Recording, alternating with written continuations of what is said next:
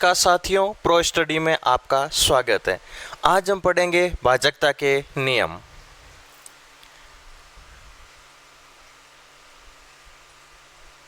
भाजकता के नियम यानी हमें कैसे पता चलेगा कि किसी संख्या में संख्याओं 2 से लेकर 19 तक का भाग कैसे पूरा जाता है, किन संख्याओं में भाग पूरा जाता है और किन में भाग पूरा नहीं जाता है, इसके बारे में हम अध्ययन करेंगे। बिना भाग दिए हम कैसे पता करें। तो आइए सबसे पहले हम देखते हैं 2 से भाजकता का नियम। किसी संख्या में 2 का भाग पूरा कब जाता है। यदि किसी संख्या के इकाई स्थान पर 0 या 2 या 4 या 6, 8 के अंक हैं तो उस संख्या में 2 का भाग पूरा जाता है। उदाहरण के तौर पर देखिए, जैसे मैंने 24 लिख दिया तो इकाई के स्थान पर 2 है, 4 है तो इसमें 2 का भाग पूरा जाएगा। मैंने एक संख्या लिख दी ये, इसमें देखो इकाई के स्थान पर 0 आ रहा है तो इसमें 2 का भाग पूरा जाएगा। यदि किसी संख्या के इकाई के स्थान पर इनमें से कोई सा भी एक अंक आ जाता है तो उसमें 2 का भाग पूरा जाता है। बिना भाग दिए हम संख्याओं को देखकर बता सकते हैं कि इसमें 2 का भाग पूरा जाता है या नहीं जाता है। ये देखो इतनी बड़ी संख्या है लेकिन आपने इकाई अंक देखते ही बता दिया कि हाँ इस पूरी संख्या में 2 का भाग पूरा जाएगा। बात करते हैं हम अब 4 से भाजकता का नियम। देखो 2 के लिए अपन ने क्या देखा, इकाई के स्थान वाले अंक है वो 2 से विभाज्य होनी चाहिए। यदि इकाई के स्थान वाले अंक में 2 का भाग पूरा जाता है तो पूरी संख्या में भी 2 का भाग पूरा जाता है। अब 4 के लिए हम देखेंगे इकाई व दाही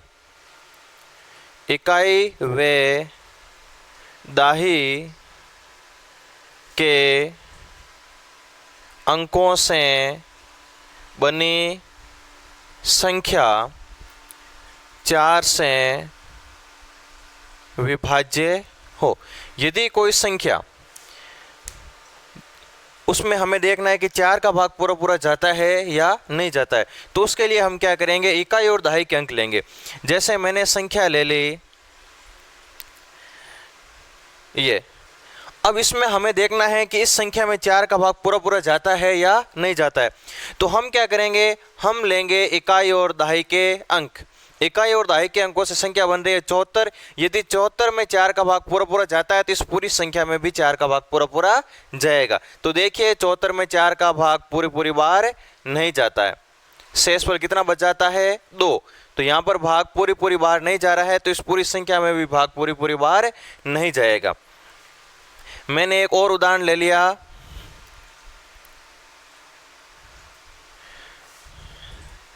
ये एक मैंने संख्या ले ली। अब इस संख्या में मुझे देखना है कि इसमें 4 का भाग पूरा जाता है या नहीं जाता है। तो मैं क्या करूंगा, इकाई और दहाई के अंकों से बनी संख्या में 4 का भाग लगाऊंगा। तो यहां पर देखिए इकाई और दहाई की संख्या, इकाई और दहाई के अंकों से संख्या बनती है 44 और 2 का भाग 44 में जाता है पूरी बार। तो इस इतनी बड़ी संख्या में भी 4 का भाग पूरी बार जाएगा। तो हम क्या करते हैं, 2 के लिए इकाई का अंक देखते हैं, 4 के लिए इकाई और दहाई का अंक देखते हैं। और इसी प्रकार यदि 8 का देखना है कि किसी संख्या में 8 का भाग पूरा जाता है या नहीं जाता है तो हम क्या करेंगे, 8 से भाजकता का नियम। 8 से भाजकता का नियम यह है कि किसी संख्या में इकाई, दाई और सैकड़ा के अंकों से जो संख्या बनती है उसमें 8 का भाग पूरा जाना चाहिए। इसके लिए हम देखेंगे इकाई अंक, फिर देखेंगे हम दाई अंक और फिर देखेंगे हम सैकड़ा का अंक। यदि किसी संख्या में इकाई, दाई और सैकड़ा के अंकों से जो संख्या बनती है उसमें 8 का भाग पूरा जाता है तो पूरी संख्या में भी 8 का भाग पूरा जाएगा। जैसे मैंने देख लिया,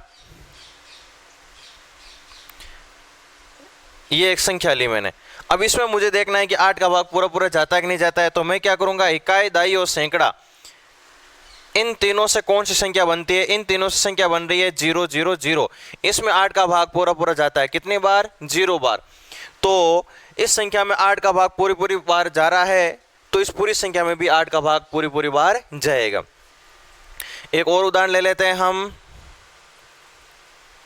ये यहाँ पर देखो, इकाई, दाई और सैकड़ा से संख्या बनती है 675।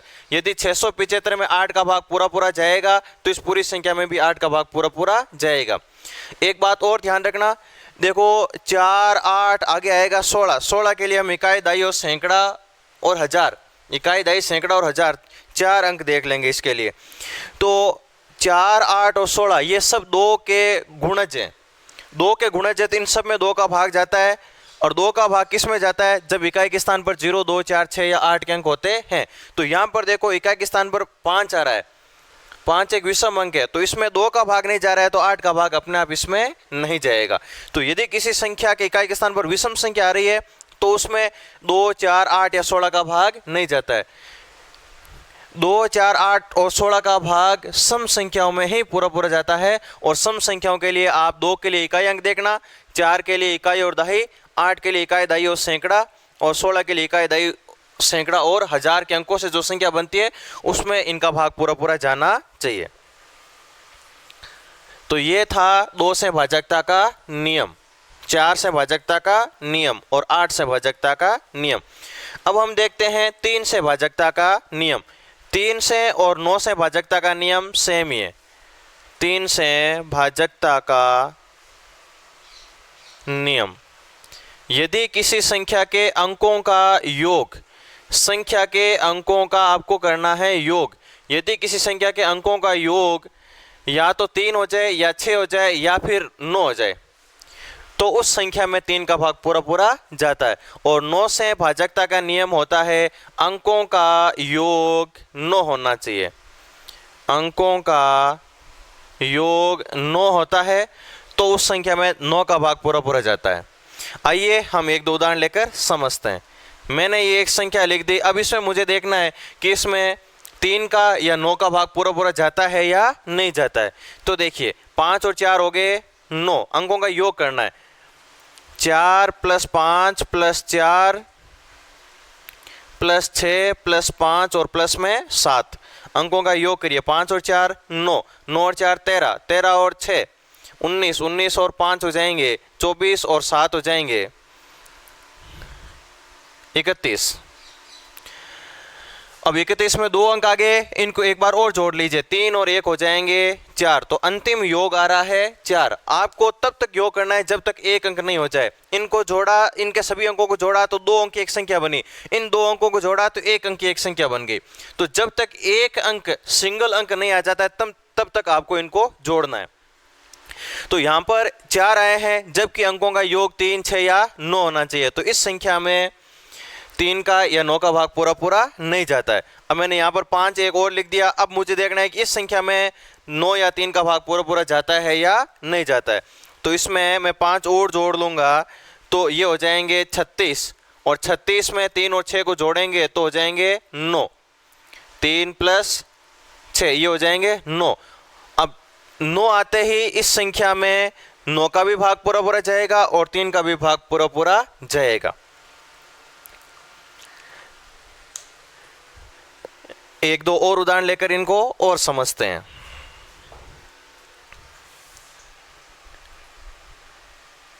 मैंने ये एक संख्या ले ली, अब इसमें मुझे देखना है कि 3 का या 9 का भाग पूरा पूरा जाता है या नहीं जाता है। तो 6 और 7 हो जाएंगे 13, 13 और 5 18 और 4 22 और 6 28 और 5 हो जाएंगे 32। 32 में 3 और 2 को जोड़ेंगे तो हो जाएंगे 5। इसका मतलब इसमें 3 या 9 का भाग पूरा पूरा नहीं जाता है। मैं यहाँ पर एक संख्या एक और लिख देता हूँ तो यह संख्या बन गई। अब मुझे देखना है कि इसमें 3 या 9 का भाग जाता है या नहीं जाता है। तो एक और जुड़ जाएगा तो ये हो जाएंगे 33। 33 में 3 और 3 जोड़ेंगे तो हो जाएंगे 6। इसका मतलब इस संख्या में 3 का भाग तो पूरा पूरा जाएगा। 3 के लिए अंकों का योग 3, 6 या 9 होना चाहिए। तो इसका मतलब इस संख्या में 3 का भाग तो पूरा पूरा जाएगा, लेकिन 9 का भाग इसमें पूरा पूरा नहीं जाएगा। 9 के लिए योग 9 होना चाहिए और 3 के लिए 3, 6 या योग 9 हो सकता है। तो इनके लिए आपको करना है अंकों का योग। अंकों का योग यदि ये आता है तो वो इन संख्याओं 3 या 6 से 3 या 9 से विभाज्य होगी, अन्यथा नहीं। अगली संख्या हम देखते हैं 5 और 10। 5 के लिए इकाई अंक देखना है, इकाई अंक होना चाहिए 5 के लिए या तो इकाई अंक 0 आना चाहिए या फिर 5। यदि किसी संख्या के इकाई के स्थान पर 0 या फिर 5 है तो उसमें 5 का भाग पूरा पूरा जाएगा। और 10 के लिए इकाई अंक होना चाहिए 0। 10 का पहाड़ा लिखिए, देखो 10 के पहाड़े में इकाई के स्थान पर हमेशा 0 आता है, तो 10 के लिए इकाई अंक 0 होता है, जबकि 5 के लिए इकाई अंक कभी 0 और कभी 5 होता है। देखो इकाई के स्थान पर कभी 0 आ रहा है और कभी 5 आ रहा है। तो ऐसी संख्याएं जिनमें इकाई के स्थान पर या तो 0 आ जाए या फिर 5 आ जाए, वो 5 से पूरी पूरी बार विभाज्य होती है। और ऐसी संख्याएं जिनमें इकाई के स्थान पर 0 आ जाए, वो 10 से पूरी पूरी बार विभाजित होती है, साथ ही साथ 5 से भी होगी। मैंने एक काफ़ी बड़ी सारी संख्या लिख दी और इसमें मुझे बताना है कि इसमें 5 का भाग पूरा पूरा जाता है कि नहीं जाता है। तो मुझे केवल इकाई अंक देखना है, क्या इकाई अंक 0 या 5 है? नहीं, तो इसमें 5 का भाग पूरा पूरा नहीं जाएगा। अब मैंने यहाँ से 6 हटा दिया। अब देखिए इसमें इकाई के स्थान पर 5 है, तो इसमें 5 का भाग पूरा पूरा जाएगा, 10 का इसमें भाग पूरा पूरा नहीं जाएगा। मैंने यहाँ पर 0 लगा दिया। अब इसमें देखिए, इसमें अब 5 का भी भाग पूरा पूरा जाएगा और 10 का भी भाग पूरा पूरा जाएगा।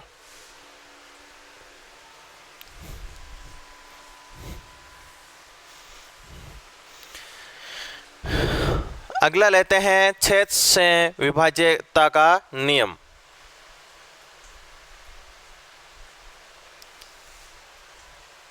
छेद से विभाज्यता का नियम। देखो 6 के अभाज्य गुणनखंड होते हैं 2 × 3। 2 और 3 को गुणा करते हैं तब 6 आता है। तो यदि किसी संख्या में 2 और 3 दोनों का भाग जाता है तो उस संख्या में 6 का भाग पूरा पूरा जाता है। उदाहरण के तौर पर देखिए, मैंने संख्या ले ली ये। अब इसमें देखो 2 के लिए, पहले 2 के लिए देख लेना। 2 के लिए क्या इकाई के स्थान पर सम अंक आया हुआ है? जी हाँ, इकाई के स्थान पर 6 आया हुआ है, तो इसमें 2 का भाग पूरा पूरा जा रहा है। अब आपको देखना है कि इसमें 3 का भी भाग पूरा पूरा जाना चाहिए। 3 का भाग के लिए देखो 5 और 4 9, 9 और 6 ये हो जाएंगे 15। 15 में 1 और 5 को जोड़ेंगे तो हो जाएंगे 6, और 3 का भाग 6 में पूरा पूरा जाता है, तो इस संख्या में भी 3 का भाग पूरा पूरा जाएगा। तो यहाँ पर 2 का और 3 का दोनों का भाग पूरा पूरा जा रहा है, तो इस संख्या में 6 का भाग भी पूरा पूरा जाएगा। यदि किसी संख्या में 2 और 3 दोनों का भाग पूरा पूरा जाता है तो उस संख्या में 6 का भाग भी पूरा पूरा जाता है। बात करते हैं हम अब देखिए 7 से भाजकता का नियम, उसके बाद में 13 से भाजकता का नियम, 17 से भाजकता का नियम और 19 से भाजकता का नियम। सरल सा है, आपको क्या करना है। 7 के लिए मैं एक उदाहरण ले लेता हूँ। मैंने एक उदाहरण ले लिया, ये एक संख्या ले ली। 7 के लिए आपको क्या करना है कि इकाई अंक का दुगुना करके शेष में से घटाना है। तो यहाँ पर इकाई अंक है 6, तो 6 का दुगुना शेष में से आपको घटाना है। 6 का दुगुना 6 × 2 12 आपको घटाना है इस शेष में से। तो 1754 में से हम 12 घटाएंगे तो बचेगा 1742। अब 1742 में आपको क्या करना है, सेम यही प्रक्रिया वापस दोहरानी है। इकाई अंक का दुगुना शेष में से, इकाई अंक के 2 का दुगुना आपको घटाना है शेष में से। तो यहाँ पर 174 में से 4 घटाएंगे तो बचेगा 170। सेम ही प्रक्रिया आपको और करनी है। आगे क्या करना है, 17 में से आपको घटाना है 0 का दुगुना, तो 17 में से 0 का दुगुना घटाएंगे तो बचेगा 17। अब देखो यदि इस 17 में 7 का भाग पूरा पूरा जाता है तो इस पूरी संख्या में भी 7 का भाग पूरा पूरा जाएगा। तो देखो 17 में 7 का भाग पूरा पूरा नहीं जाता है तो इस संख्या में भी 7 का भाग पूरा पूरा नहीं जाएगा। यहाँ पर देखो क्या किया आपने, इकाई के स्थान पर जो भी संख्या है उसका दुगुना शेष में से घटा दिया, फिर वापस इकाई के अंक का दुगुना शेष में से घटाया, फिर वापस इकाई के अंक का दुगुना शेष में से घटाया, और लास्ट में जब 2 अंकों की संख्या आ जाती है तब उसमें आपको देख लेना है कि इस संख्या में 7 का भाग पूरा पूरा जाता है या नहीं। तो 7 के लिए क्या कर रहे हैं, हम इकाई के अंक का दुगुना करके 7 में से घटा रहे हैं। 13 के लिए क्या करना है, 13 के लिए इकाई के अंक का, ये सेम इस संख्या लेता हूँ मैं 13 के लिए क्या करना है कि इकाई के अंक का यहाँ पर 2 गुना करके घटाया था, यहाँ पर 4 गुना करके जोड़ना है। इसमें जोड़ना है इकाई के अंक का 4 गुना। इकाई का अंक है 6, शेष में आपको इसका 4 गुना जोड़ना है। तो 1754 में हम जोड़ देंगे 12, तो ये हो जाएंगे 1766। अब सेम ही प्रक्रिया आगे आपको दोहरानी है। 176 में आपको जोड़ना है 6 का 4 गुना। तो सॉरी, यहाँ पर क्या है, 6 का 4 गुना हो जाएंगे 24, और ये जोड़ेंगे तो ये हो गए 8, और ये हो जाएंगे यहाँ पर 1778। तो यहाँ पर वापस सेम ही प्रक्रिया दोहरानी है। 177, इसमें आपको जोड़ना है 8 का 4 गुना। तो 177 में 8 का 4 गुना होता है 32, ये जोड़ेंगे तो हो जाएंगे 209। अब वापस प्रक्रिया करनी है, 9 का 4 गुना इसमें जोड़ना है, 9 चौक 36, 36 और 20 हो जाएंगे 56, 36 और 20 हो जाएंगे 56। अब देखो 13 के पहाड़े में क्या 56 आता है, 13 चौक 52, 13 5 65, यानी 56 में 13 का भाग पूरा पूरा नहीं जाता है, तो इस पूरी संख्या में भी 13 का भाग पूरा पूरा नहीं जाएगा। क्या कर रहे हो आप, इकाई के अंक का 4 गुना शेष में जोड़ा, इकाई के अंक का 4 गुना शेष में जोड़ा, इकाई के अंक का 4 गुना शेष में जोड़ा। जब तक 2 अंक में संख्या नहीं बदल गई है तब तक आपको यह प्रक्रिया करनी है। फिर देखिए 17 के लिए, यही संख्या लेता हूं मैं, और इसमें हम 17 के लिए देखते हैं। 17 के लिए क्या करना है, इकाई के अंक का 5 गुना आपको शेष में से घटाना है। इकाई का अंक का 5 गुना, 2 के लिए हम क्या कर रहे हैं, 2 के लिए हम कर रहे हैं घटा रहे हैं इकाई अंक का 2 गुना। 13 के लिए हम क्या कर रहे हैं, 13 के लिए हम जोड़ रहे हैं इकाई अंक का 4 गुना, और 17 के लिए हम क्या कर रहे हैं, घटा रहे हैं क्या, इकाई अंक का 5 गुना। और 19 के लिए हम क्या करेंगे, 19 के लिए हम जोड़ेंगे इकाई अंक का 2 गुना। देखो 7 और 17 के लिए घटाना, 13 और 19 के लिए 3 और 9, ये 3 और 9 आपस में भाज्य, तो 13 और 19 के लिए जोड़ना और 7 और 17 के लिए घटाना। अब क्या जोड़ना क्या घटाना, 7 के लिए इकाई का 2 गुना, 13 के लिए इकाई का 4 गुना, 17 के लिए इकाई का 5 गुना और 19 के लिए इकाई का 2 गुना। तो 1754 में से हम 30 घटाएंगे तो ये बचाएंगे 1724। अब वापस 172 में से 4 का 5 गुना घटाना, तो 172 में से 20 घटाएंगे तो ये बचाएंगे 152। वापस प्रक्रिया करिए, इसमें से आपको घटाना है 2 का 5 गुना, तो इसमें से 10 घटाएंगे तो बचेगा 5। और अब इस 5 में देखो 17 का भाग पूरा पूरा नहीं जाता है, तो इस पूरी संख्या में भी 17 का भाग पूरा पूरा नहीं जाएगा। ठीक इसी प्रकार 19 के लिए है।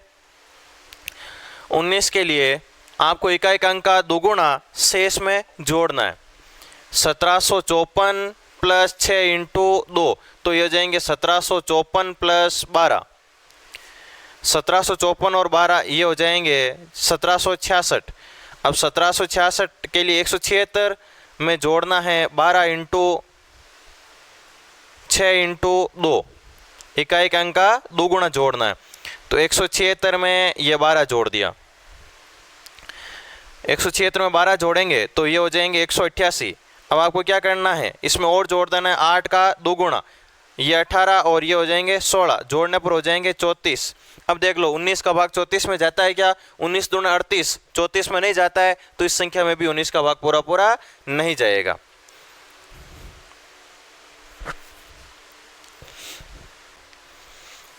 अब हम बात करते हैं, देखो 2 के लिए इकाई अंक, 3 के लिए अंकों का योग 3, 6 या 9 होना चाहिए, 2 के लिए इकाई अंक 0, 2, 4, 6 या 8 होना चाहिए, और 4 के लिए इकाई और दहाई के अंकों से बनी संख्या 4 से विभाज्य होनी चाहिए। 5 के लिए इकाई के स्थान पर 0 या 5 होना चाहिए। 6 के लिए उस संख्या में 2 और 3 दोनों का भाग पूरा पूरा जाना चाहिए। 7 के लिए आपको क्या करना है, अभी बताया था, इकाई अंक का दोगुना करके शेष में से आपको घटाना है। 8 के लिए क्या करना है, 8 के लिए आपको इकाई और दहाई और सैकड़ा तीनों अंक देखना है। इकाई, दहाई और सैकड़ा तीनों में आपको 8 का भाग लगाना है। पूरा पूरा जाता है तो उस संख्या में भी 8 का पूरा पूरा भाग जाएगा।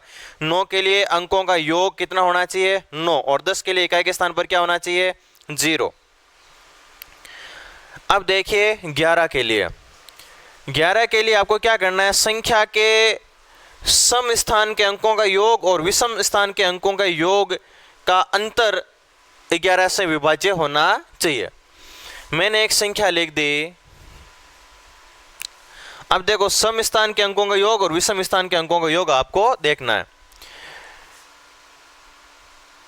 ये आ रहा है 1 नंबर पर, यह संख्या आ रही है 2 नंबर पर, यह संख्या आ रही है 3 नंबर पर, संख्या नहीं अंक। इस पूरी संख्या में ये अंक 1 नंबर पर, ये अंक 2 पर, ये अंक 3 पर, ये आ रहा है 4थे स्थान पर, ये आ रहा है 5वें स्थान पर और 6वें स्थान पर आ रहा है ये अंक। उधर से आपको काउंट करना है। ये पहले स्थान वाला, दूसरा, तीसरा, 4थे नंबर, 5वें नंबर और 6वें नंबर का अंक आ गया। अब देखो सम कौन कौन से हैं, ये सम है, ये सम है और ये सम है। सम वाले अंकों को जोड़ लो, यानी 5, 6 और 5 को जोड़ लो, 5, 6, 5, ये हो गए 16। अब विषम वालों को जोड़ लीजिए। विषम वाले हैं 4, 7 और 1, 4, 7 और 6, 4, 7 और 6, ये हो जाएंगे 17। अब इनका अंतर करिए। अंतर का मतलब होता है बड़ी संख्या में से छोटी संख्या घटाना। अब इनका अंतर देखेंगे, 17 में से 16 घटाएंगे तो अंतर आएगा 1, और 1 में 11 का भाग पूरा पूरा नहीं जाता है, तो इस पूरी संख्या में भी 11 का भाग पूरा पूरा नहीं जाएगा। मैंने संख्या ले ली ये। अब मुझे इसमें देखना है कि इसमें 11 का भाग पूरा पूरा जाता है या नहीं जाता है। तो सम और विषम के अंकों का मैं जोड़ लूंगा। ये हो गए 1 और 1 2, और बाकी के ये हो गए 1 और 1 2। इनको घटाऊंगा तो आएगा 0, और 0 में 11 का भाग जाता है 0 बार। यानी यहाँ पर सम स्थान के अंकों का योग और विषम स्थान के अंकों के योग का अंतर 11 से विभाज्य है पूरी बार। तो ये पूरी संख्या भी 11 से विभाज्य होगी। तो 11 का सरल सा है, आपको देखना है कि सम स्थान के अंकों का योग और विषम स्थान के अंकों का योग, उनका अंतर कर लो। अंतर में 11 का भाग पूरा पूरा जाना चाहिए, तब उस पूरी संख्या में भी 11 का भाग पूरा पूरा जाएगा। उसके बाद बात करते हैं 12 की।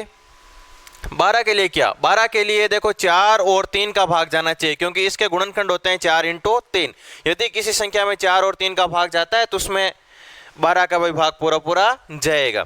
13 के लिए क्या, 13 के लिए भी आपको बताया था 7 की तरह ही आपको क्या करना है, जोड़ना है। क्या जोड़ना है, उस संख्या में इकाई अंक का 4 गुना शेष में जोड़ना है।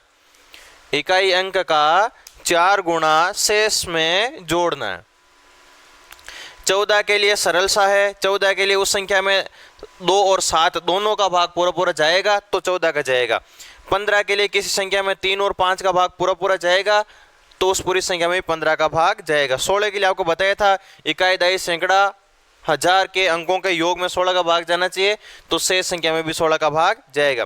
इस प्रकार 17 का भी बताया था। 18 के लिए किसी संख्या में यदि 2 और 9 दोनों का भाग पूरा पूरा जाता है तो उस संख्या में 18 का भाग भी पूरा पूरा जाएगा। तो ये इस प्रकार से थे अपने भाजकता के नियम। आगे अगला टॉपिक पढ़ेंगे, तब तक के लिए नमस्कार।